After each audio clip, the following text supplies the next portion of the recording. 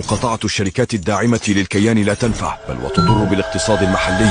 مرة سمعت هذه الحجة لكنك لا تعرف كيف تجيب. يقولون أن المقاطعة تضر بالتاجر المحلي الذي فتح الفرع، والموظفين الذين يشغلهم، والموردين الذين يشتري منهم، والضرائب التي يدفعها. يبدو كل شيء منطقيا، لكن دعنا نفترض نجاح المقاطعة. فجأة توقف الجميع عن شراء هذه المنتجات واستبدالها بأخرى. التاجر المحلي سيلاحظ، وربما سيطرد نصف الموظفين، ويقلل من السلعة التي يشتريها، ويدفع ضرائب أقل لأن أرباحه أصبحت أقل. لكن في المقابل هناك شركات وطنية ستستفيد، لأن الطلب لن يختفي. ما لا تعرفه هو أن هذه الشركات العالمية، رغم أنها مملوكة بنسبة 100% لمستثمر محلي، فإنها لا تزال تدفع للشركة الأم. لنقل أنك مستثمر محلي وتمتلك مجموعة من المطاعم في بلدك باسم ماكدونالدز، عليك أن تدفع 4% كرويالتيز و4.2% كحقوق تسويق من مبيعاتك الإجمالية، كما أنه مفروض عليك أن تشتري السلعة من بائع مرخص من عندهم. ببساطة، إذا تخليت